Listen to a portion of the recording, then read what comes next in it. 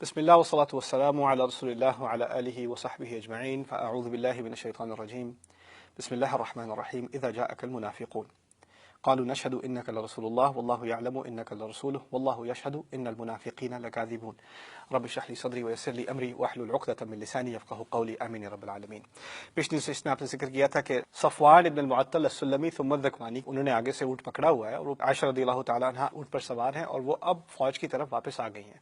میں نے آپ سے ذکر کیا تھا کہ اس کے بعد میں آپ سے ایک سائٹ کا ذکر کروں گا جس کا اس سے تعلق ہے اور آگے بڑھنے سے پہلے اس کو سمجھنا بہت ضروری ہے، ٹھیک ہے۔ رسول اللہ صلی اللہ علیہ وسلم مدینہ آنے سے پہلے مکے میں ہوا کرتے تھے، اور جس زمانے میں وہ مکے میں تھے مدینے کا نام مدینہ نہیں تھا، مدینہ کا نام اصل میں یثرب تھا، یثرب اس شہر کا نام تھا۔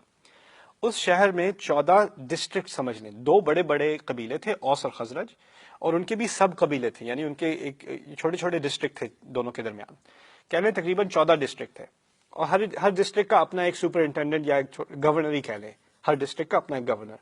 تو یہ مدینہ کے جو 14 ڈسٹرکٹ تھے، مسئلہ یہ تھا کہ ان 14 کے 14 کو اگر اکٹھے ہو کر کوئی فیصلہ کرنا ہے تو ہوتا یہ کہ 14 لوگ اگر ڈسٹرکٹ میں ہیں، 14 گورنرز ہیں تو 14 رائے ہیں، ایک بات پر سب کا اتفاق ہونا بڑا مشکل ہو گیا تھا۔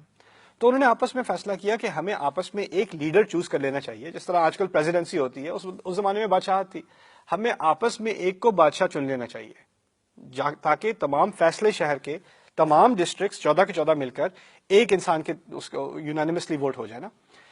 تو ان کے ذہن میں خیال آیا کہ ہمارے ڈسٹرکٹس میں سے، ہمارے سارے ضلعوں میں سے سب سے بڑا جو ضلع ہے، سب سے بڑا جو ڈسٹرکٹ ہے، اس کے گورنر کو بادشاہ بنا دیتے ہیں۔ اس کا نام تھا عبداللہ ابن ابی ابن سلول، چھوٹا رکھ لیں ابن ابی، پورا نام ہے عبداللہ ابن ابی ابن سلول۔ یہ سب رسول کے آنے سے پہلے کی باتیں ہیں، ابھی مدینہ کا نام مدینہ نہیں ہے، یثرب ہے، ٹھیک ہے۔ ابن ابی ابن سلول کہتا ہے کہ سب نے اگری کیا کہ یہ ان کو اب گورنر یا ان کو اب مدینے کا بادشاہ بنا دیں گے۔ اچھا، ان کی انوگریشن ڈیٹ بھی طے کر لی ان صاحب کی، ان کے لیے باقاعدہ تخت بنایا گیا، گانے تیار ہو رہے ہیں، کھانے تیار ہو رہے ہیں، یعنی پوری ایک سیریمونی ہونی ہے، اس کے بعد سے ان کو بادشاہ مقرر کیا جائے گا۔ اب الیکشن تو وہ جیت چکے، یعنی پریزیڈنٹ الیکشن تو ہو گیا ہے لیکن ابھی انوگریٹ نہیں ہوا، یہ معاملہ تھا۔ اسی دوران رسول اللہ صلی اللہ علیہ وسلم باہر سے آ گئے مہاجرون کو لے کر مکے سے مدینے۔ جب وہ یثرب پہنچے ہیں تو یثرب کی میجورٹی نے ان کو اس طرح قبول کیا کہ یہاں تک کہ شہر کا نام ہی بدل دیا۔ مدینہ اصل میں کہتے ہیں عربی میں شہر کو، یثرب کا نام بن گیا مدینۃ النبی، نبی کا شہر۔ آج تک ہم اس کو یثرب نہیں کہتے، کیا کہتے ہیں؟ مدینہ، اس لیے کہتے ہیں کہ اب اس وقت سے اس کا نام بدل گیا شہر کا۔ اب دیکھیے، جو بیچارہ اس کی پریزیڈنسی بھی ہو گئی تھی، الیکشن بھی جیت چکا تھا، تاج بھی اس کا تیار تھا، اور وہ سب تیار ہونے کے بعد رسول صلی اللہ علیہ وسلم باہر سے آتے ہیں اور ساتھ اپنے امیگرینٹس کو لے کر آتے ہیں علیہ الصلوۃ والسلام اور رضی اللہ عنہم اجمعین۔ نہ وہ یہاں کے سٹیزن ہیں، یہاں پر کیا مسئلہ ہوا ہے، وہ باہر سے آئے ہیں، نہ وہ مدینے کے نہ یثرب کے ہیں، اور وہاں سے یہ اپنے اتنے بھوکے مرتے ہوئے لے کر آئے ہیں جو ہماری ویلفیئر کی ضرورت میں ہے، ضرورت مند ہے۔ کسی بھی ملک میں کیا ہوتا ہے، سیاستدان کیا کرتے ہیں، یہ امیگرینٹس کو نکالو یہاں سے، یہ ہمارے ملک پر بوجھ ہیں، اور یہ امیگرینٹس ہمارے ملک پر قبضہ کرنا چاہتے ہیں۔ یہی پالیٹکس ہوتی ہے نا۔ اب اس پالیٹکس کو سمجھنے کی کوشش کریں۔ وہ آئے ہیں اور میجورٹی ان کے ساتھ ہے، یہاں تک کہ جو یہودی قبیلے وہ بھی ان کے ساتھ ہیں، سب مان گئے ان کی قیادت کو۔ اب یہ کھڑا سڑ رہا ہے، اب اس کے پاس 2 آپشنز ہیں، یعنی سیاستدان ہونے کے ناطے یا 2 کام ہی کر سکتا ہے اب تو، یا تو وہ اپوزیشن میں کھڑا ہو جائے کہ نہیں مانتے بھئی ہم ان کی قیادت کو، دوبارہ ریکاؤنٹ کراؤ، یا پھر اس کو احساس ہو جائے کہ اب تو یہ لینڈ سلائڈ وکٹری ہے، اس کو جیتنا ناممکن ہے، اب اگر سیاست میں رہنا ہے بچوں تو پارٹی جوائن کرنی پڑے گی، اپنی پارٹی چھوڑ کر یہی پارٹی جوائن کرنی پڑے گی۔ تو سیاست کی مصلحت دیکھتے ہوئے اس نے فیصلہ کیا کہ وہ بھی مسلمان ہو جائے، اپنے مسلمان ہونے کا اعلان کر دے اور رسول صلی اللہ علیہ وسلم کے پاس چلا جائے۔ اس کے ذہن میں یہ تھا کہ کیونکہ میں ایک بڑا تجربے والا سیاستدان ہوں تو میری خاص قدر ہوگی، کیونکہ اگر یہ مدینے کو گورن کرنے آئے ہیں تو یہ میں تو فارمر گورنر ہی تھا سمجھ لیجئے، تو میری ایڈوائس کی تو بڑی اہمیت ہوگی، میری ویلیو کی جائے گی، میں وی آئی پی ہوں، پہلے سے وی آئی پی ہوں، مجھے وی آئی پی ٹریٹمنٹ ملے گی۔ لیکن ہمارے نبی کے ہاں کچھ اور ہی معاملہ ہے علیہ الصلوۃ والسلام۔ ان کے ہاں وی آئی پی ٹریٹمنٹ اسے ملتی ہے جس نے سب سے زیادہ قربانی دی ہو، جس نے سب سے زیادہ دنیا کو چھوڑ دیا ہو۔ ابو بکر صدیق، عمر بن الخطاب، عثمان رضی اللہ عنہ، یہ لوگ اب ملینئر تو رہے نہیں، جتنی انہوں نے قربانیاں دی ہیں اتنے وہ وی آئی پی بن گئے ہیں۔ اب یہ صاحب آتے ہیں اپنے پیسوں کے ساتھ، اپنے جلال کے ساتھ، اپنی پولیٹیکل سٹینڈنگ کے ساتھ، ان کی وہ قدر ہی نہیں ہے اب جو پہلے ہوا کرتی تھی. اور دوسری بات، اگر قدر کرانی ہے تو یہاں تو انما المؤمنون اخوہ، سب برابر کے ہیں، کوئی وی آئی پی ہے ہی نہیں. اگر ایک کا مقام دوسرے سے اوپر ہے تو وہ ہمارے نبی ہیں علیہ الصلوۃ والسلام، باقی سب برابر ہیں. یہی تو دین کی تعلیمات ہیں. اس کو یہ بات راسی نہ ہے کہ میں تو یہ گورننگ سرکلز میں بیٹھتا تھا، میری بڑی خاطریں کی جاتی تھی، اب مجھے یہ تمام لوگوں کی طرح ٹریٹ کیا جا رہا ہے، میری تو بےزتی ہے. کچھ لوگ ہوتے ہیں جن سے اگر آپ نارمل طریقے سے بات کریں نا، وہ ان کے لیے بےزتی ہے. یہ اس کے دل میں اب بات کوڑ رہی ہے اس کو کہ یہ اسلام کہاں سے آ گیا، کیا مصیبت، میرا سارا کریئر ختم. اس نے بڑی کوشش کی اپنے کریئر کو ریوائیو کرنے کی. کیسے ریوائیو کرتا؟ اب اپوزیشن تو کر نہیں سکتا بیچارہ. تو اس نے کیا کیا، جب بھی رسول صلی اللہ علیہ وسلم خطبہ دینے کھڑے ہوتے، ان سے پہلے وہ کھڑا ہو جاتا، لوگوں یہ اللہ کے نبی ہیں، اعلان کرنے والے ہیں، ذرا غور سے سننا. پھر بیٹھ جاتا. اس کو پتا ہے مجھے تو کوئی تقریر کرنے کا موقع ملنا نہیں ہے. فجر کی نماز میں سب سے پہلی صف میں پہنچ جاتا، دکھانے کی کوشش کرتا میں نبی کے بہت قریب ہوں، لوگوں کو دکھانے کے لیے کہ ابھی بھی میں وی آئی پی ہوں. اچھا ایسی بات نہیں ہے، لیکن اس کو کوئی گھاسی نہ ڈالے. پھر مسئلہ آیا احد کا. احد پہ تو اب جان دینے کی بات آ گئی ہے، تو کہتے یہ تو ہمیں مروا دیا. تو اس نے اس کے جو کچھ ساتھی تھے ان سب کو کنونس کر کے، یعنی ہماری فوج تھی 1000 کی تعداد میں، اس کی تقریباً 1/3 کو وہ واپس لے آیا، یعنی بیٹل فیلڈ چھوڑ گیا. تو ٹریزن کہتے ہیں، اسے غداری کہتے ہیں. جب واپس آیا تو رسول صلی اللہ علیہ وسلم پر آیات نازل ہوئی. یہ احد کے بعد کی باتیں ہیں. رسول صلی اللہ علیہ وسلم پر آیات نازل ہوئی. احد پہ جو یہ معاملہ ہوا تھا نا ان لوگوں کی غداری کا، وہ خطبے کے دوران رسول نے وہ آیات سنائی. یہ بیٹھا تھا کہاں اپنی شکل دکھانے کے لیے؟ پہلی صف میں. سنتے کے ساتھ ہی ایسا غصہ آتا ہے اسے، اٹھ کر خطبے کے دوران مسجد سے باہر واپس. لوگ مسجد میں داخل ہو رہے ہیں، یہ مسجد سے باہر جا رہے ہیں دھکے مار کے لوگوں میں. پھر بھی کوشش کرتا تھا جہاں چاہے کہ کسی طرح رسول کو امپریس کر دے. اب یہ بنی مصطلق کی بات آتی ہے. بنی مصطلق ہم گئے تو اس نے سوچا یہ لوگ تو ویسے آسانی سے جیت جائیں گے، ہمارے نمبرز بھی زیادہ ہیں، وہ لوگ ویسے بھی فورس کم ہے، اور جب جنگ جیتنے کے بعد جب ڈسٹریبیوشن ہوتی ہے نا غنیمت کی، مال غنیمت کی، تو مجھے بھی کچھ مل جائے گا. تو میں ایسا کرتا ہوں، میں فوج کے سب سے پچھلے حصے میں شامل ہوتا ہوں، سب سے دور اس کا کیمپ، یعنی سب سے آگے نبی علیہ الصلوۃ والسلام، سب سے رسکی جگہ پہ نبی علیہ الصلوۃ والسلام اور ان کے ساتھ جو ہیں، اور سب سے پیچھے آخر میں جان بوجھ کر یہ صاحب، تاکہ لڑنے کو بھی آئے تو شاید مجھے لڑنے کی تو نوبت ہی نہ آئے، لیکن جب مال غنیمت کی بات آئے گی تو میں ہاتھ اٹھا لوں گا.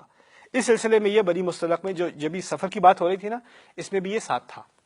اچھا وہاں گئے، بڑی آسانی سے ہمیں فتح حاصل ہوئی. واپسی پر ایک عجیب واقعہ ہوا جس کا شاید آپ کو علم ہو شاید نہ ہو. دیکھیے ہمیں فتح تو ہوئی ہے، لیکن فوج کا باہر جانا اور اتنا دھوپ میں مشکل میں سفر کرنا یہ کوئی آسان کام نہیں ہے. اور اگر آپ کے ساتھ اگر سفر اپنے کوئی لمبے سفر اگر کیے ہوں، کبھی دوستوں کے ساتھ بھی کیے ہوں، ایک وقت آتا ہے کہ دوستوں کے ساتھ بھی چڑ ہو جاتی ہے، یار چھوڑو بات تم. اس سفر کے دوران انسان ایجیٹیٹ ہو جاتا ہے. ہوا یہ کہ رستے میں کہیں رکے تھے ایک نہر، ایک کنویں پر. یہ صحرا میں تو بس کنویں پہ ہی رکنا پڑے گا نا، وہاں کنویں پہ رکتے ہیں. لمبی لائن لگی ہوئی ہے صحابہ کی، مہاجرون بھی ہیں، انصار بھی ہیں. اگر آپ کو مہاجرون انصار کا علم نہیں ہے کوئی بات نہیں، میں تھوڑی سی بات بتا دیتا ہوں. مہاجرون وہ لوگ جو مکے میں ہوا کرتے تھے اور سب چھوڑ چھاڑ کر نبی کے ساتھ مدینے آ گئے. انصار وہ لوگ جنہوں نے ان کی مدد کی، مدینے کے رہنے والے. اس طرح سمجھ لیجئے کہ لائن میں کچھ لوگ مکے والے اور کچھ لوگ مدینے والے. ٹھیک ہے. اب وہ لائن میں کھڑے ہیں، کافی دیر انتظار کر رہے ہیں، ایک ہی کنواں ہے. اب وہ کھڑے کھڑے ایجیٹیشن ہو جاتی ہے. تو ہوتا یوں ہے کہ ایک مکے والے تھے، وہ ذرا پھسل کر یا کچھ دھکے کی صورتحال بن گئی مدینے والے کی طرف، انہوں نے پیچھے واپس دھکا دے دیا، ان کی آپس میں ہاتھا پائی ہو گئی. جو مکے والے تھے انہوں نے پھر مدینے والے کو ذرا لات مار دی اور وہ گر گئے. اچھا اب وہ گرے تو ان کو اتنا غصہ، تم ہوتے کون ہو؟ ان کے ذہن میں ابھی خیال آ رہا ہے کہ یہ لوگ مکے والے ہمارے شہر میں، ہم نے ان کو رکھا ہوا ہے، ہم نے ان کو سپورٹ کیا، ہم نے ان کو گھر دیا، ہم نے کھانا دیا ہے، اور یہ آ کر ہمیں ایسے. اس نے آواز دی یا للانصار، انصاریوں یعنی مدینے والوں آ جاؤ. تو یہ کہا جاتا ہے جب لڑائی والی بات ہو. تو اس نے اپنے سارے بلا لیے اپنے انصار. مکے والے جو انہوں نے لات ماری تھی انہوں نے کہا اچھا تمہارے پاس ہیں، میرے پاس بھی ہیں. یا للمہاجرین، وہ مہاجرین کو بلا لیا انہوں نے. اب ادھر انصار ادھر مہاجرین، ان کی آپس میں ہاتھا پائی ہونے والی ہے، لڑائی پر آ گئے ہیں. دو لوگوں کی بات تھی، اتنی سی بات تھی، اس کو اتنا بڑا ایک دم سے بنا دیا گیا. یہ بڑی اہم چیز ہے سمجھنے کو. یہ تمام اہل ایمان ہیں یہ تمام مسلمان ہیں، یہاں تک کہ یہ تمام اپنی جانیں قربان کرنے کو تیار ہیں رسول کے لیے صلی اللہ علیہ وسلم، لیکن یہ تمام اچھی صفات ہونے کے باوجود انسان پھر بھی انسان ہوتا ہے، اور لڑائی کسی سے بھی ہو سکتی ہے۔ وَلَا تَجْعَلْ فِي قُلُوبِنَا غِلًّا لِّلَّذِينَ آمَنُوا، ہمارے دلوں میں کسی اور اہل ایمان کے لیے برے احساسات مت ڈال، نہ آنے دے۔ یہ دعا ہے ہماری اللہ تعالیٰ سے۔ ہوتا ہے کبھی کبھی ایجیٹیشن ہو جاتی ہے، دو اچھے مسلمان ہیں ان کے آپس میں جھگڑے ہو جاتے ہیں، لیکن اس کو یعنی سب کو، دو آدمیوں کے جھگڑے کو دو قبیلوں کا جھگڑا بنا دینا، دو شہروں کا جھگڑا بنا دینا، دو گروہوں کا جھگڑا بنا دینا، یہ غلط بات ہے۔ اچھا اب یہ جھگڑا ہونے ہی لگا تھا تو رسول پر رپورٹ پہنچ گئی صلی اللہ علیہ وسلم، انہوں نے جو الفاظ کہے، یہ رپورٹ پہنچتی ہے تو وہ کہتے ہیں انہا کلمۃ منتنہ دعوہا فانہا کلمۃ منتنہ، کہتے ہیں چھوڑ دو یہ چیز، تم لوگوں نے بڑی بدبودار قسم کے الفاظ استعمال کیے ہیں، بری بو والے لفظ استعمال۔ کیا لفظ استعمال کیے تھے؟ دو لفظ استعمال کیے تھے، مہاجرون اور انصار۔ مجھے یہ بات سمجھ نہیں آئی، یہ لفظ قرآن میں عظیم ترین لوگوں کے لیے استعمال ہوئے ہیں۔ مہاجرون مکے کا نام نہیں ہے، مہاجرون ان لوگوں کا نام ہے جنہوں نے ہجرت کی، اور ہجرت سے بڑی عبادت کیا ہوگی؟ سب گھر والے چھوڑ کر، کاروبار چھوڑ کر، پیسے چھوڑ کر، اپنی لائف کو رسک کر کے رسول کی اطاعت میں پہنچ گئے۔ اس سے زیادہ وفاداری کیا ہوگی؟ اتنا بڑا ان کو ایوارڈ ملا ہے قرآن میں کہ ان کو مہاجرون کہا گیا ہے۔ دوسری طرف یؤثرون علی انفسہم ولو کان بہم خصاصہ، وہ لوگ جو دوسروں کو اپنے اوپر ترجیح دیتے ہیں، خواہ کہ خود بھوکے مر رہے ہوں، دوسروں کو ترجیح دیتے ہیں، ان کو انصار کہا ہے قرآن نے، بلکہ ان کو تو کمپیئر کیا ہے قرآن نے عیسیٰ علیہ السلام کے حواریون سے، اتنا بڑا اعزاز دیا۔ یعنی یہ الفاظ مہاجرون اور انصار یہ بدبودار الفاظ تو نہیں ہیں، یہ تو بڑے خوبصورت الفاظ ہیں۔ جو لوگ ان الفاظ کا اعزاز اپنے پاس رکھتے ہیں وہ جنت کے اعلیٰ ترین رہنے والوں میں سے ہیں، تو یہ کیسے کہہ دیا ہمارے نبی نے علیہ الصلوۃ والسلام کہ یہ الفاظ بدبودار ہیں؟ یہ اس لیے کہا کہ جب اتنے خوبصورت الفاظ، جن الفاظ کے پیچھے کیا ہے؟ اسلام کی کوئی خدمت ہے۔ مہاجر کے لفظ کے پیچھے اسلام کی خدمت ہے، انصار کے لفظ کے پیچھے اسلام کی خدمت ہے۔ جب اسلام کی خدمت کی بنیاد پر دیے گئے نام مسلمانوں کے لیے آپس میں فرقے کی وجہ بنے تو پھر وہی اچھے نام بدبودار نام بن جاتے ہیں۔ بنی مصطلق کی طرف رسول صلی اللہ علیہ وسلم کا قافلہ نکلا ہے، واپسی پر ایک کنویں پر کوئی جھگڑا ہو گیا ہے، رسول صلی اللہ علیہ وسلم نے اس جھگڑے کو ختم کرا دیا ہے، لیکن اس موقع کا فائدہ اٹھاتے ہوئے اس پوری فوج میں ایک انسان ایسا ہے جس کے دل میں ابھی بھی سیاست کا زہر ہے اور وہ چاہتا ہے کہ اس کا فائدہ اٹھائے۔ اس کا نام ہے عبداللہ ابن ابی ابن سلول، جس کا ذکر میں نے آپ سے پہلے کیا تھا۔ اس نے اس چیز کو دیکھتے ہی نوٹ کیا کہ ابھی مسلمان تو ہو گئے ہیں لیکن ابھی بھی کچھ مدینہ ورسز مکہ والا کچھ معاملہ ہے، اس کا کچھ فائدہ اٹھایا جا سکتا ہے۔ تو اس نے ایک خاص میٹنگ بلوائی اپنے خیمے میں، جو خیمہ رسول سے سب سے دور ترین تھا، یعنی سب سے پیچھے وہ اس کا خیمہ تھا، سب سے آگے رسول اللہ کا خیمہ تھا صلی اللہ علیہ وسلم، رائٹ؟ تو اس نے سب سے پیچھے ایک خاص میٹنگ بلوائی، جو بھی مدینے والے ہیں ذرا آ جانا میرے خیمے میں، کچھ بات کرنی ہے تم لوگوں سے، الگ سے بات کرنی ہے۔ اچھا اگر الگ سے بلائی، کیا کہتے ہیں، تقریر کی، بڑی شاندار قسم کی اس کے اندر نا، وَقَدْ فَعَلُوهَا، واقعی انہوں نے یہ حرکت کی ہے، قَدْ نَافَرُونَا وَكَاثَرُونَا فِي بِلَادِنَا، یہ تو آ کر انہوں نے ہمارے ملک میں اوور پاپولیٹ کر دیا، سارے ہر گھر میں گھس گئے ہیں، اور پھر ہم ہی سے نفرت۔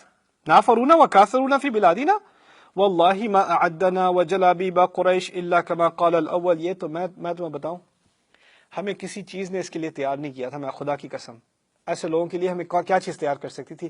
اور یہ جو سڑک چھاپ قسم کے لوگ قریش کے آ گئے ہیں یہاں پر، کس کے بارے میں بات ہو رہی ہے؟ مہاجرین کے بارے میں۔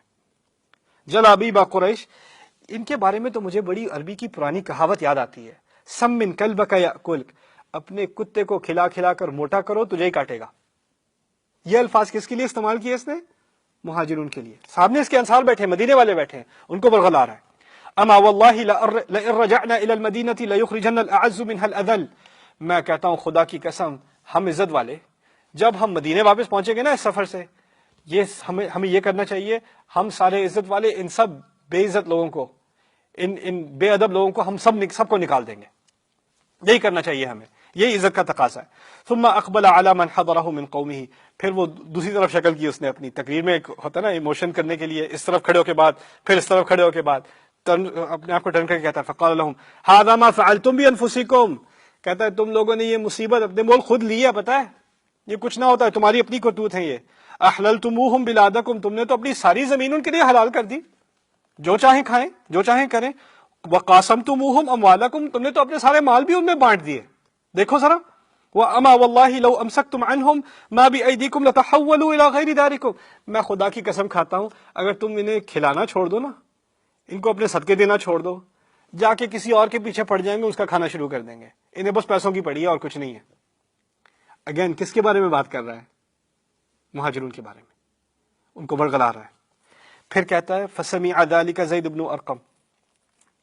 اس میں عجیب کہانی ہے, عجیب کہانی ہے. 10 سال کا بچہ تھا, 9 یا 10 سال کا بچہ, اس کا نام ہے زید بن ارقم. وہ اس کیمپ میں بیٹھا تھا.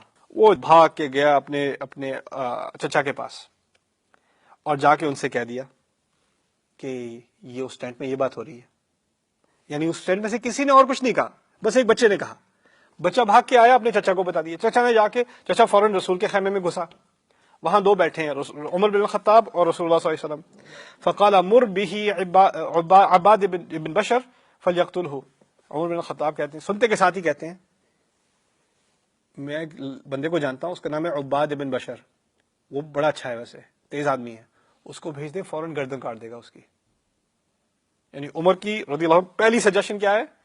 مار دو اس کو, ختم کرو. رسول صلی اللہ علیہ وسلم نے کیا جواب دیا؟ فَكَيْفَ يَا عُمَرْ إِذَا تَحَدَّثَ النَّاسُ أَنَّ مُحَمَّدًا يَقْتُلُ أَصْحَابَهُ. کیسے کر سکتے ہیں عمر, لوگ یہ نہیں کہیں گے محمد اپنے آدمیوں کو مارتا ہے. دیکھیے اس سب کو سمجھنے کی ضرورت ہے. ملٹری کے اندر, خاص کر اگر آپ ملٹری کیمپین میں گئے ہوں, ابھی تو جنگ پہ گئے ہیں نا, ابھی واپس تو نہیں آئے, سویلین سچویشن نہیں ہے, وار سچویشن ہے.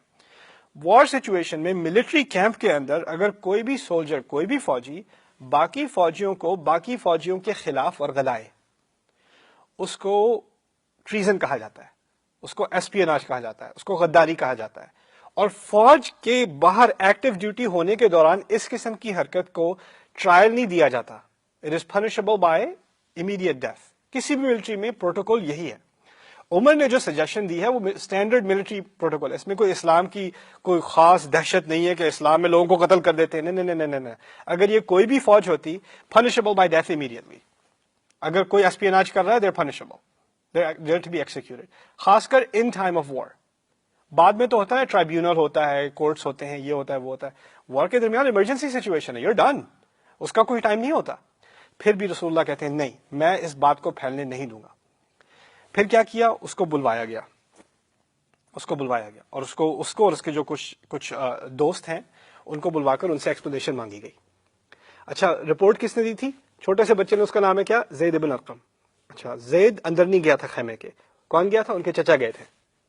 زید باہر کھڑا ہے بیچارہ. آگے سے ابن ابی آتا ہے, خیمے میں داخل ہوتا ہے رپورٹ دینے کے واقعی اس نے یہ باتیں کی ہیں کہ نہیں. رسول صلی اللہ علیہ وسلم اس سے پوچھتے ہیں تم نے یہ باتیں کی ہیں کہ نہیں؟ کہتا ہے اللہ کی قسم واللہ اشہد انک لرسول اللہ, میں تو قسم کھاتا ہوں آپ تو اللہ کے رسول ہیں, میں ایسی بات کیوں کروں گا؟ میں اپنی جان جو ہے آپ کے ہاتھ میں دے کر یہاں آیا ہوں, جنگ پہ آیا ہوں, اور پھر آپ سمجھتے ہیں میں آپ کے خلاف آواز اٹھاؤں گا؟ ان لوگوں کے, یہ سب میرے بھائی ہیں, میں مسلمان ہوں, آپ کیوں میری ایمان پر شک کرتے ہیں؟ کیا کسی کے ایمان پر شک کرنا اچھی بات ہے؟ ان کو الٹی سنانی شروع کر دی رسول کو علیہ الصلوۃ والسلام, اور اونچی بار بار قسمیں کھانا خدا کی, قسمیں کھانا خدا کی, قسمیں کھانا. رسول صلی اللہ علیہ وسلم نے کہا جاؤ, تم جاؤ. ان کا مقصد کیا تھا؟ ان کو اس بات کو پروو نہیں کرنا تھا کہ اس نے کیا کہ نہیں, کیونکہ جب پہلی دفعہ جب رپورٹ بھیجی گئی تھی تو فوراً ہی جب عمر کا ریاکشن تھا نا کہ مار دیتے ہیں, اور رسول صلی اللہ علیہ وسلم نے کہا تھا کیوں ابھی نہیں مار سکتے, اور نہیں مارتے لوگ کیا کہیں گے, اس کا مطلب وہ پہلے ہی کنونس ہو چکے تھے کہ یہ بات سچ ہے. اب مقصد کیا تھا اس کو بلا کر ایکسپلین کروانے کا؟ یہ نہیں کہ وہ اپنی بات ایکسپلین کرے یا پروو کرے, مقصد یہ تھا کہ اس کو بھی اچھی طرح نوٹس مل جائے کہ تمہاری باتیں تم تک نہیں رہتی, ہمیں پتہ چل جاتا ہے, وہ سیدھا ہو جائے گا. اب مانے گا تو نہیں, لیکن آئندہ کے لیے احتیاط کرے گا. یہ بات تھی اصل. اچھا, وہ واپس نکلتا ہے تو وہ سوچتا ہے کہ چلو بچت ہو گئی, نہیں پکڑے گئے. باہر کون بچہ کھڑا ہے؟ زید بن ارقم. زید بن ارقم اس کو دیکھتا ہے کہ وہ اس کو تو کوئی مصیبت ہی نہیں ہے, اس کو تو کوئی سزا ہی نہیں ملی. اس کا مطلب تو یہی ہوگا کہ رسول صلی اللہ علیہ وسلم نے اس کی بات مان لی, وہ مجھے جھوٹا سمجھا. لقد صدقہ رسول اللہ وکذبنی, اللہ نے اس کو سچا مانا اور رسول نے اس کو سچا مانا, مجھے جھوٹا مانا. وہ بچہ رونا شروع ہو گیا. وہ بچہ اپنے خیمے میں گیا, کونے میں لیٹ کے سمیٹ کے اپنے آپ کو روتا رہا کہتا ہے فاصابنی ہم لم یصبنی قط, مجھے ایسی غمی مجھ پر چھائی جو کبھی نہیں چھائی تھی زندگی میں. بچہ وہ رو رہا ہے. کچھ لمحوں بعد ایک صحابی اس بچے کے پاس آتے ہیں, کہتے ہیں تمہیں رسول اللہ نے بلایا ہے. صلی اللہ علیہ وسلم. کسی نے رسول اللہ کو یہ نہیں بتایا تھا کہ بچہ رو رہا ہے، کسی کو یہ نہیں بتایا تھا کہ اس بچے کے دل میں یہ خیال ہے. وہ تو اپنے اندر ہی کڑ رہا تھا، رو رہا تھا کونے میں جا کر. کہاں سے پتہ نہیں اس کو خبر آئی کہ رسول بلا رہے ہیں تمہیں. رسول صلی اللہ علیہ وسلم اس کو بلائے، اپنے ساتھ بٹھایا، گھٹنوں سے گھٹنے چھوئے، اس کی ران پہ ہاتھ رکھے ایسے، اور پھر اس کو سورۃ المنافقون پوری سنائی. 11 آیات ہیں سورۃ المنافقون کی پوری سورۃ سنائی. اور اس میں شروع ہوتی ہے بات اذا جاءک المنافقون قالوا نشهد انک لرسول اللہ. جب منافق آپ کے پاس آتے ہیں تو گواہی دیتے ہیں کہ آپ اللہ کے رسول ہیں. اللہ بہتر جانتا ہے کہ آپ ان کے رسول ہیں، لیکن اللہ خود گواہی دیتا ہے کہ منافق جو ہیں یہ جھوٹ بول رہے ہیں. اور یہی منافق ہیں جو کہتے ہیں کہ جب ہم مدینے واپس جائیں گے تو عزت دار بے عزت لوگوں کو نکال دیں گے. یہی کہتے ہیں کہ رسول پر اور ان کے ارد گرد جو ہے ان پر خرچ نہ کرو. جو الفاظ زید بن ارقم نے آ کر رپورٹ کیے تھے نا، وہی الفاظ اب سورۃ المنافقون کا حصہ بن گئے. اور یہ سورت رسول صلی اللہ علیہ وسلم نے کسی اور کو سنانے سے پہلے اس بچے کو سنائی، اس کا دل رکھا پہلے، اور پھر کہا لقد صدقک اللہ، اللہ نے تمہاری بات کو سچا مانا. اب اس واقعے کے بعد یہ سورت پورا کیمپ شروع سے آخر تک پورا کیمپ یہی سورت یاد کی جا رہی ہے، پڑھی جا رہی ہے، اس کی تلاوت ہو رہی ہے. اور کون سن رہا ہے بار بار اس کی تلاوت؟ عبداللہ ابن ابی ابن سلول، جو پہلے ہی جل رہا تھا، سڑ رہا تھا، جس نے پہلے ہی سازش کی تھی مسلمانوں کو آپس میں ورغلانے کی. اب وہ سب سے ہٹ کٹ کے بالکل پیچھے آخر میں کیمپ کے بیٹھا ہوا ہے اور سوچ رہا ہے اس رسول نے اور اس قرآن نے جو میری بےزتی کی ہے، میں نے کسی نہ کسی طرح بدلہ لینا ہے. میں قسم کھاتا ہوں میں نے بدلہ لینا ہے. اور وہ بیٹھا ہے پیچھے سب سے الگ ہو کے. اب میں واپس آپ کو اس طرف لاتا ہوں جس کی اصل بات ہو رہی ہے، اور وہ ہے ہماری ماں عائشہ رضی اللہ تعالی عنہا، کہ وہ صفوان ابن المعطل السلمی ثم الذکوانی من وراء الجیش، وہ جو آ رہے تھے ینطلق بی الراحلہ، وہ اونٹ کو لے کر آ رہے ہیں، وہ اونٹنی پر سوار ہیں، ان کے ہاتھ میں رسی ہے اور دن کا ٹائم ہے، بریک ہوئی ہوئی ہے، اور وہ کیچ اپ ہو گئے، وہ پہنچ گئے آرمی تک. اب دیکھیے وہ آرمی تک جب پہنچے ہیں، سوچنے کی کوشش کیجئے، کیا وہ آرمی کا پہلا سامنے ان کو ملے گا یا ان کا پچھلا ملے گا نا؟ پیچھے سے آ رہے ہیں، اور سب سے پیچھے کون بیٹھا ہے؟ عبداللہ ابن ابی ابن سلول. اگلے الفاظ ہماری ماں عائشہ کے کیا ہیں؟ کہتی ہیں فَهَلَكَ مَنْ هَلَكَ، جو مر گیا کئی عرصہ پہلے جو مر چکا، میں تو کہتی ہوں وہ پھر مرے پھر مرے پھر مرے. وَكَانَ الَّذِي تَوَلَّى الْإِفْكَ عبد اللہ ابن ابی ابن سلول، اور جس نے یہ تمام سازش میرے خلاف کھڑی کی، تہمت میرے خلاف لگائی، افک، جس کے بارے میں انشاءاللہ اس لفظی تشریح کروں گا بعد میں، جس نے اس افک کی واقعی پوری ذمہ داری اٹھائی، جس نے یہ کام شروع کیا، وہ تھا ایک مرد جس کا نام ہے عبداللہ ابن ابی ابن سلول. پیچھے بیٹھا سڑ رہا ہے، وہاں سے ہماری ماں آ رہی ہیں، صفوان سامنے ہے، وہیں سے دیکھ کر یہ کیا ہوا؟ کچھ روایت میں کچھ بھی نہیں کہا، بس اشارہ کیا. اچھا دیکھیے، الزام لگانے کے لیے الزام کے الفاظ استعمال کرنا ضروری نہیں ہے. آپ اس طرح سمجھ لیں کہ آپ جب پانی کے اندر ایک پتھر پھینکتے ہیں تو اس کی ریپلز ہوتی ہے نا، آپ نے بس ایک کنکر پھینکنا ہے، باقی جو ہوگا وہ تو آپ کہیں میں نے تھوڑی کیا ہے، میں تو صرف کنکر پھینکا ہے. اسی لیے قرآن بعد میں تعبیر استعمال کرے گا یرمون المحصنات، جو عزت دار عورتوں کی طرف کچھ چیز پھینکتے ہیں. یعنی کھل کر یہ نہیں کہا یتہمون المحصنات، عورتوں پر الزام لگاتے ہیں، عزت دار لوگوں پر الزام لگاتے ہیں. الزام نہیں لگایا، بس اشارہ کیا، دیکھیں ذرا کچھ سننے میں بس عجیب ہی ہے، کچھ لگتا نہیں تمہیں کچھ گڑبڑ؟ ابھی خیر چلو میں کیا کہوں، کیا کہہ سکتے ہیں میں بھی کسی کی زندگی خراب ہو جائے کسی اتنے سے جملے کہنے میں. تو ان پر لعنت بھیجی ہے انہوں نے کہ اس نے یہ بات شروع کی. اب دیکھیے جب وہ بات ایک دفعہ شروع کر دی جائے تو اس کو روکنا تو ناممکن ہوتا ہے، اور پھر جہاں وہ پہنچتی ہے اس میں مزید مسالہ لگتا ہے، مزید بڑا ہوا ہوتا ہے، مزید لوگ اپنی امیجنیشن استعمال کرتے ہیں. میں نے تو سنا یہ بھی ہوا تھا، یہ بھی ہوا تھا، یہ بھی ہوا تھا. دیکھیں میں عرصہ ہو گیا، 15 سال پہلے کی بات ہے، 16 سال پہلے کی بات ہے. میں سائیکالوجی کا اسٹوڈنٹ تھا، تو کمیونیکیشن سائیکالوجی میں ہم ایک ایکسپیریمنٹ پڑھتے ہیں کہ آڈیٹوریم میں 300 لوگ ہیں، ٹھیک ہے. 300 لوگ میں پہلے اسٹوڈنٹ سے ٹیچر نے کہا پہلے اسٹوڈنٹ سے دوسرے اسٹوڈنٹ کے کان میں کچھ کہہ دینا، اور دوسرے سے کہا یہی بات تم اگلے کے کان میں کہہ دینا، اور پھر وہی اگلے کے کان میں، یہاں تک کہ 300 تک بات پہنچ جائے.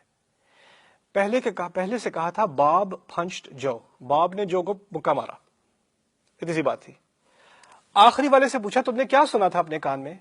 اس نے کہا باب killed Joe's family and burned the whole village.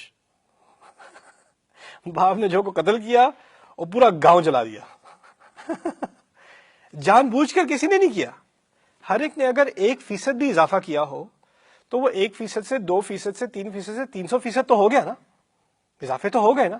یہی ہوتا ہے یہ قیل و قال جسے کہا جاتا ہے, سنی سنائی بات آگے کرنا. انسان کو احساس بھی نہیں ہوتا کہ اس نے کچھ اس میں ملا دیا ہے, پھر اگلے انسان کو بھی احساس نہیں ہوتا اس نے کچھ اور ملا دیا اور کچھ اور ملا دیا, اور پھر بات ایسے پھیل جاتی ہے. پھر پتہ کیا ہوتا ہے, پھر وہ سچ بن جاتی ہے. اور پھر کیسے سچ بن جاتی ہے؟ لوگ کہتے ہیں یہ تو سب کہہ رہے ہیں, میں تھوڑی کہہ رہا ہوں اکیلا, یہ تو سارے ہی کہہ رہے ہیں, سچ کیسے نہیں ہے؟ اگر سارے کہہ رہے ہوں تو کیسے جھوٹ ہو سکتی ہے؟ اسی کو کہتے ہیں افک, اسی کو کہتے ہیں ٹیڑھ. اصل میں افک ہے ٹیڑھ. بات سیدھی کرنی تھی, اس میں تھوڑا سا آپ کے لہجے میں, آپ کی نیت میں, آپ کے الفاظ میں تھوڑی سی کجی آ گئی, وہ کجی بڑھتی چلی جائے گی, بڑھتی چلی جائے گی, یہاں تک کہ بات وہاں پہنچ جائے گی جہاں جس کا کوئی تعلق ہی نہیں حقیقت سے. لیکن سارے ایسے مان لیں گے جیسے حقیقت ہے, اس پہ تو پورا سب کا اتفاق ہے, سبھی جانتے ہیں, یہ تو سبھی جانتے ہیں. یہ ہے حقیقت افک کی. بسم اللہ والصلاة والسلام علی رسول اللہ وعلی آلہ وصحبہ اجمعین, ثم اما بعد, السلام علیکم ورحمۃ اللہ تعالی وبرکاتہ. قصہ یہاں تک پہنچا تھا کہ عائشہ رضی اللہ تعالیٰ عنہ مدینے کی طرف یعنی فوج کی طرف واپس آ چکی ہیں. دور سے نظر پڑی ہے عبداللہ بن ابی کی, اور اس نے ایک آگ سی شروع کر دی ہے, چنگاری اس نے جلا دی ہے. اب آگ خود سے پھیلے تو پھیلے. اس وقت کی بات, اب یہ تو 50 سال بعد کی بات ہے نا جب وہ بتا رہی ہیں. اس وقت کی بات یہ تھی کہ ان کو کوئی علم نہیں تھا کہ کوئی اسکینڈل بھی شروع ہوا ہے. ان کو کوئی علم نہیں تھا کسی نے کوئی الٹی سیدھی بات کی ہے. وہ تو بس خاموشی سے آئیں اور انہوں نے واپس جوائن کر لیا. کہتی ہیں فقدمنا المدینہ فاشتکیت شہرا, میں مدینے واپس پہنچ گئی, ہم سب واپس پہنچ گئے, اور میں بہت ہی بیمار ہو گئی ایک پورا مہینہ. اصل میں ہماری ماں اتنی بیمار ہو گئی تھی کہ وہ بستر سے بھی اٹھ بھی نہیں سکتی تھی. حین قدمت شہرا والناس یفیضون فی قول اصحاب الافک, افاضہ کہتے ہیں عربی میں پانی کے پھیلنے کو. یعنی تعبیر انہوں نے کیا خوبصورت استعمال کی ہے, لوگ جو شروع میں بات پھیلانے والے لوگ تھے ان کا قول لے کر لوگ پانی کی طرح اس کو پھیلا چکے ہیں پورے شہر میں. ہر کوئی بات کر رہا ہے, ہر کسی تک بات پہنچ چکی ہے, انہیں نہیں معلوم کیونکہ وہ بستر پر لیٹی ہے, کوئی خبر نہیں ان کو باہر کیا ہو رہا ہے. اچھا, اب یہ سب ہونے کے بعد لا اشعر بشیء, مجھے تو کسی بری شے کا احساس تک نہیں تھا, مجھے تو بالکل ہی کوئی خبر نہیں تھی کہ کچھ ہو رہا ہے.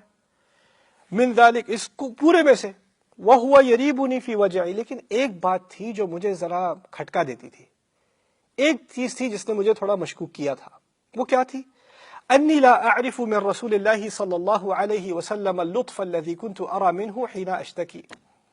کہتی ہیں مجھے رسول اللہ صلی اللہ علیہ وسلم کی طرف سے جو بڑی محبت سے اور بڑے دقیق اور ملائم طریقے سے جس طرح وہ میرا خیال کرتے تھے جب کبھی میں پہلے بیمار ہوئی ہوں, بڑی سیوائیں کرتے تھے, بہت زیادہ لحاظ کرتے تھے, اس قسم کی زیادہ اب میں جو پہلے اہتمام تھا وہ اہتمام نظر نہیں آ رہا ہے. تو لیکن اس طرح کا نہیں ہے, کچھ فرق مجھے احساس ہونا شروع ہوا کہ بات کچھ ویسی نہیں ہے. اور خاص کر اس لیے کہ انما يدخل علی رسول اللہ صلی اللہ علیہ وسلم فیسلم ثم یقول کیف تیکم, کہ رسول اللہ صلی اللہ علیہ وسلم آتے ہیں, سلام کرتے ہیں, اندر داخل ہوتے ہیں, السلام علیکم ورحمۃ اللہ وبرکاتہ, پھر فوراً چہرہ پلٹ کے کہتے ہیں کیف تیکم, یہ پیاری تمہاری کیسی ہے, یہ کیسی ہے, یہ والی کیا حال ہے اس کے, کیف تیکم, ثم ینصرف, پھر چلے جاتے ہیں, مجھ سے بات نہیں کرتے.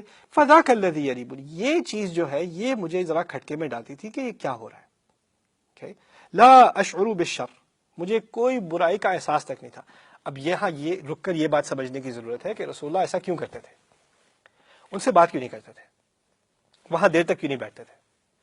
دیکھیے میاں بیوی کا جو رشتہ ہے وہ عجیب ہی رشتہ ہے, لیکن رسول اللہ کا رشتہ علیہ الصلوۃ والسلام ہماری ماں کے ساتھ جو ہے وہ اتنا جڑا ہوا ہے, اتنا قریبی رشتہ ہے کہ اگر وہ ایک لمحہ بھی زیادہ ٹھہریں گے تو ان کو خبر لگ جائے گی کوئی بہت بڑا صدمہ ان کے دل پر ہے, کوئی بہت بڑی تکلیف ہمارے نبی اٹھائے ہوئے ہیں.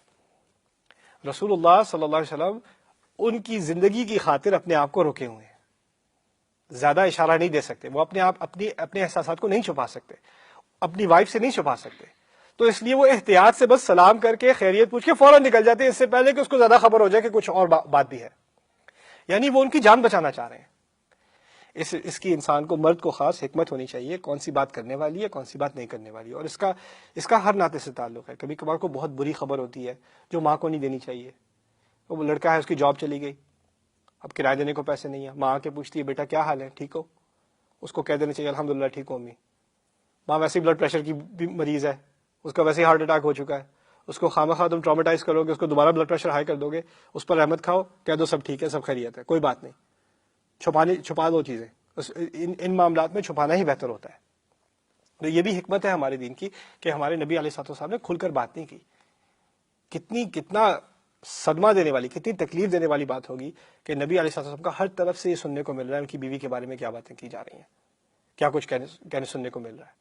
قد بلغنی عنک کذا و کذا، ان سے تو کہا بھی نہیں گیا تھا. جب آخر کار انہوں نے منہ کھولا بھی ہے تو کیا کہا ہے، بعد میں آئے گی بات کہ تمہارے بارے میں تو طرح طرح کی باتیں سننے کو ملی ہیں. یعنی وہ کہہ بھی نہیں سکتے، ریپیٹ بھی نہیں کر سکتے کہ کیا سننے کو ملا ہے، اتنی تکلیف دہ باتیں ہیں. تو خیر یہاں پر ان کو شک پڑا کہ کچھ معاملے میں گڑبڑ تو ہے. حتی خرجت بعد ما نقحت، جہاں تک کہ یہ بات بھی آ گئی کہ میری صحت کچھ بہتر ہوئی کہ میں اب اٹھ کھڑی ہو سکی. بعد ما نقحت فخرجت معي ام مصطح قبل المناصع وهو متبرزنا. تو اس زمانے میں میرے ساتھ میری جو نرس تھیں، ایک بزرگ عورت تھیں، ان کا نام ہے مصطح کی ماں، ام مصطح. یہ اس طرح کا نام رکھتے ہیں نا، ابو فلانا، ام فلانا، تو ان کا نام ہے ام مصطح. یہ اہم ہے یاد رکھنے کا نام. وہ ان کی نرس تھی اس زمانے میں. اور ہم چلے مناصع یعنی باہر، شہر کے باہر کی طرف. وہ ہوا متبرزنا، اور وہ ہمارے فارغ ہونے کی جگہ تھی. یعنی اب وہ خود ہی بتا دیں گی وَكُنَّا لَا نَخْرُجُ إِلَّا لَيْلًا إِلَى لَيْلٍ، ہم صرف عورتیں رات کے رات ہی فارغ ہونے باہر جایا کرتے تھے. یعنی جو معاملہ کارواں کا تھا اور جو قافلے کا معاملہ تھا نا کہ دور جا کر رات کو فارغ ہونا، عورتیں اس زمانے میں مدینے میں یہی کرتی تھیں، باہر ہی جایا کرتی تھیں. وَذَلِكَ قَبْلَ أَن نَتَّخِذَ الْكُنُفَ قَرِيبًا مِنْ بُيُوتِنَا، اور یہ اس زمانے کی بات ہے، پرانے زمانے کی، جب جو باتھ روم وغیرہ کا معاملہ تھا وہ ہم اپنے گھروں کے پاس نہیں رکھتے تھے. یعنی باہر پہاڑی علاقے میں جا کر ہی ہم فارغ ہو کر واپس آیا کرتے تھے. وہ امرنا امر العرب الاول، اور یہ معاملہ ہمارا کرنے کا یہ پرانے قدیم عربوں کی روایت ہے، اسی طرح وہ کیا کرتے تھے. فی التبرزی، یعنی اپنے آپ کو ریلیو کرنے میں یہی ان کا تھا معاملہ. قبل الغائط فكنا نتأذى بالكنف ان نتخذها عند بيوتنا، اور ہمیں بڑی تکلیف ہوتی تھی، ہم اس کو بڑا گھنونی بات سمجھتے تھے کہ ہمارا باتھ روم گھر کے ساتھ ہو. یعنی پرانی عربی روایت میں باتھ روم کا گھر کے ساتھ ہونا گھنونی شے ہے. ابھی جس زمانے میں عائشہ رضی اللہ عنہا اس حدیث کی روایت کر رہی ہیں، اس زمانے میں تو باتھ روم گھر کے ساتھ ہے، اسی لیے تو یہ ساری تفصیلیں دے رہی ہیں کہ اس زمانے میں یہ ہوا کرتا تھا، وہ ہوا کرتا تھا. فَكُنَّا نَتَأَذَّى بِالْكُنُفِ أَن نَتَّخِذَهَا عِنْدَ بُيُوتِنَا، ہمیں تو گھن آتی تھی کہ ہم اپنے یعنی باتھ روم کا معاملہ، گھر کے بیت الخلاء کا معاملہ گھر کے پاس رکھیں. فَانْطَلَقْتُ أَنَا وَأُمُّ مِصْطَحٍ، میں اور مصطح کی ماں چل پڑے باہر کی طرف، جو فارغ ہونے کے لیے. اب تو وہ کھڑے ہونے کے لائق ہو گئی ہیں، چل بھی لگی ہیں، لیکن تھوڑا کسی کے ساتھ سہارا لے کر چلنے کی ضرورت ہے. اب کیونکہ ام مصطح بزرگ ہیں، بڑی ہیں عمر میں، جب یہ حدیث روایت کی جا رہی ہے تب تک تو معاملہ بہت، وہ تو کب کی وفات ان کی ہو چکی ہوگی، تو اب لوگوں کو علم نہیں کہ ام مصطح ہیں کون. تو انہوں نے خود ہی بتا دیا. کہتی ہیں وَهِيَ ابْنَةُ أَبِي رُحُمْ بن عبد مناف وأمها بنت صخر بن عامر خالة أبي بکر الصدیق وابنها مصطح ابن وثاثہ. اللہ. کہتی ہیں میں تمہیں بتاتی ہوں ام مصطح کون ہے. وہ رحم کے باپ کی دوسری بیٹی، اور وہ جو خود عبد مناف کا بیٹا، اور ان کی ماں صخر کی بیٹی بنت صخر، اور جو خود عامر کا بیٹا، اور یہ خالہ ہیں ابو بکر صدیق کی، اور ان کے بیٹے کا نام ہے مصطح، اور مصطح خود اثاثہ کے بیٹے ہیں. پوری لمبی چوڑی لینیج ایسے ذہن سے. هي ابنة ابی رحم بن عبد مناف وامها بنت صخر بن عامر خالة ابی بکر الصدیق وابنها مصطح ابن اثاثہ. یہ ہے ہماری ماں کی میموری. میں نے آپ کو پہلے بھی کہا تھا صفوان کے بارے میں کیا لمبا چوڑا نام، پھر یہاں کیا لمبا چوڑا نام. پھر فاقبلت انا وام مصطح قبل بیتی وقد فرغنا من شأننا، میں اور ام مصطح ہم گھر کی طرف واپس چلے، اب ہم فارغ ہو چکے تھے. فعثرت ام مصطح فی مرتها، مصطح کی ماں اپنے ڈریس پر، اپنے کپڑوں پر تھوڑا سا ٹھوکر کھا کر گری. فقالت تعس مصطح، بوڑھی عورت گرتی ہے زمین پر، ہائے اللہ کہنے کے بجائے، استغفر اللہ کہنے کے بجائے، سبحان اللہ کہنے کے بجائے کیا کہتی ہے؟ لعنت ہو مصطح پہ. مصطح کون ہے؟ ان کا بیٹا. اب عائشہ رضی اللہ عنہا ان کو بڑا شوق ہوا، تعجب ہوا، یہ کیا بات کر دی آپ نے؟ سما قلتی، کیا بری بات کی آپ نے؟ اتسبین رجلا شہید بدرن، آپ واقعی ایسے آدمی کو گالی دیں گی جو بدر کے مارکے میں خود شاہد تھا، خود وہاں پر بدر میں تھا. یعنی انہوں نے نہیں کہا تم اپنے بیٹے کو کیسے گالی دے سکتی ہو، انہوں نے کہا تمہارا بیٹا چھوڑو، وہ تو بدر کے فوجیوں میں سے ہے، اس کو تو یہ اعزاز حاصل ہے، اس کی کیسے تم اس طرح بےزتی کر سکتی ہو؟ تو وہ کہتی ہیں قالت ایھنتا الم تسمعی ما قال، ہائے بچی کیا تو نے سنا نہیں کیسی باتیں کر رہا ہے وہ، کیا کیا باتیں کر رہا ہے۔ اب یہاں پر رک کر انشاءاللہ تعالی ہم تفصیل سے بات کریں گے کہ یہ کیا کیا کہا جا رہا ہے اور کیوں کہا جا رہا ہے، اس سے پہلے کہ ہم دیکھیں کہ ان کے ساتھ ان پر کیا بیتی۔ بارک اللہ لی ولکم، السلام علیکم ورحمۃ اللہ وبرکاتہ۔